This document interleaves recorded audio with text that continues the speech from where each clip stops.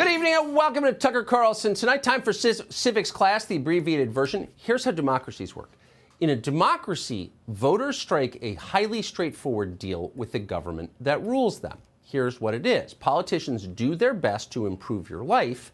In exchange for that, you vote for them. That is a voluntary arrangement. It works pretty well. For 250 years, that's how it's worked here in the United States. But suddenly, not anymore. During his entire first year in office, Joe Biden did virtually nothing to improve the actual lives of actual American citizens. And he didn't because he didn't even really try. Making voters happy is not a feature of the equity agenda. Punishment is the point of the equity agenda, inflicting pain on the right people, dispensing rough justice, meting out reparations by other names. In his speeches, you can see clearly how Joe Biden feels about America. He's deeply disappointed in the country, and he's annoyed with the people who live here. Biden doesn't cajole voters. He harangues and berates them. He patronizes them and issues threats. You caused the corona pandemic. You're stupid and selfish. No 4th of July hot dogs until you obey. So for an American president, this is an entirely new way of governing. And you've got to wonder how long it can continue. How exactly are Democrats going to hold on to power in the coming midterm elections? If you think about it, there's only one way they can do that. They've got to create a new form of government, one that keeps incumbents in power forever, no matter what they do, no matter how incompetent and destructive they may be. One way to do that is by diluting the political power of citizens. And that's why Democrats in New York are allowing nearly 1 million foreign nationals here illegally to vote in local elections. It's why Gavin Newsom has announced that California is now going to offer unlimited health care to illegal aliens so that more of them will come. That's the point. And it's why Democrats are pushing for what they describe as a transformative voting rights bill. It's their top legislative priorities, the main thing they care about. Joe Biden had a speech about it this afternoon in Georgia. The event didn't start well, as he has before. Biden referred to his running mate as the President of the United States, if only. Then, as he almost always does during public appearances these days, Joe Biden got angry. Watch. It's also time to pass the John Lewis Voting Rights Advancement Act. I've been having these quiet conversations with the members of Congress for the last 2 months. I'm tired of being quiet. So what is this John Lewis Civil Rights Act that grouchy old Joe Biden is tired of being quiet about? Well, at its heart, the bill would give the federal government the power to control how elections are conducted across the country. The bill requires states to obtain pre-clearance from the federal government before they can set the rules of their own elections. What does this mean? Well, it means, among other things, that states would no longer have the authority to require voter identification or registration at the polls. States would also lose the power to pick the locations for polling sites, as well as the ability to draw the boundaries of their own congressional districts. Oh, that's what it's about. Before doing virtually anything related to democracy, states would have to follow a formula written by Democrats that, needless to say, focuses mainly on race. Why? Well, the idea is simple. The idea is this country is too racist to allow states to run their own affairs. Nancy Pelosi has to run them. Only she is non-racist enough to conduct elections.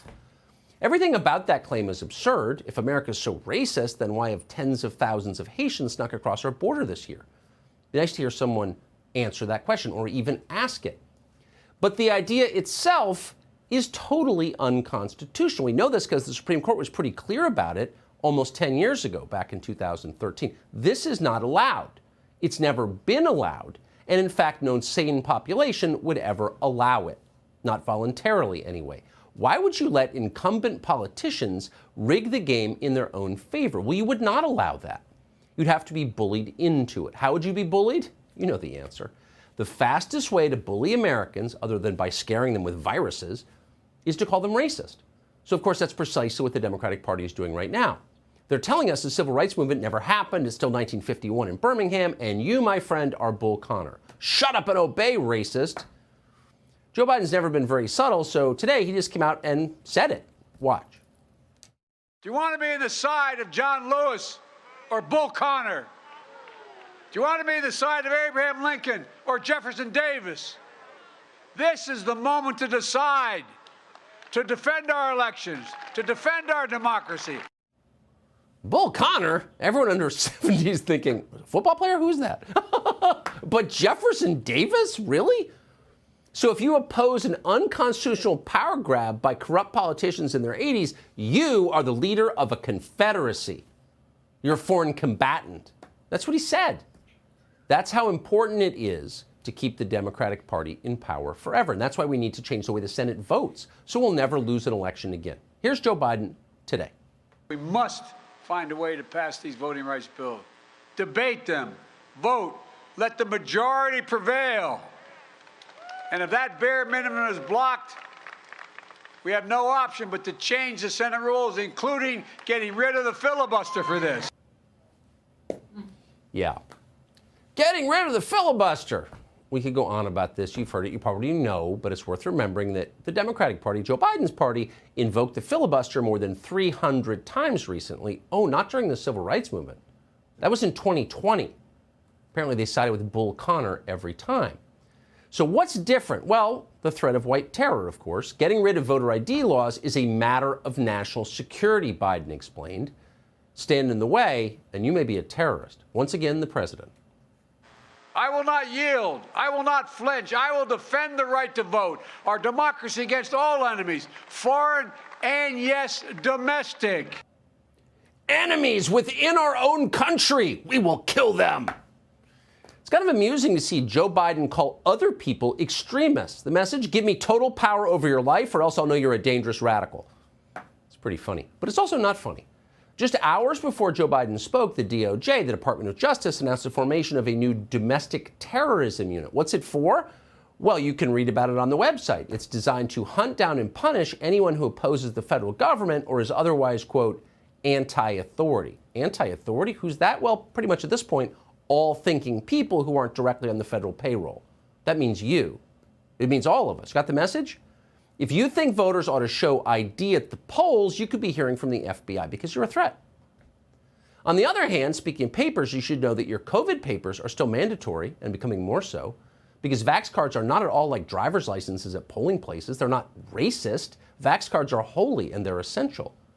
In fact, in Washington, D.C., the mayor, Muriel Bowser, just announced you're no longer allowed outside without your papers. Here's the quote. Starting Saturday, you will need these three things before heading out. Proof of vaccination, 12 years and over, proof of vaccination and photo ID, and a mask. Otherwise, you must stay in your house because we own your body. That's Muriel Bowser, who, by the way, is not a dangerous extremist. She can't be because she's loyal to the regime.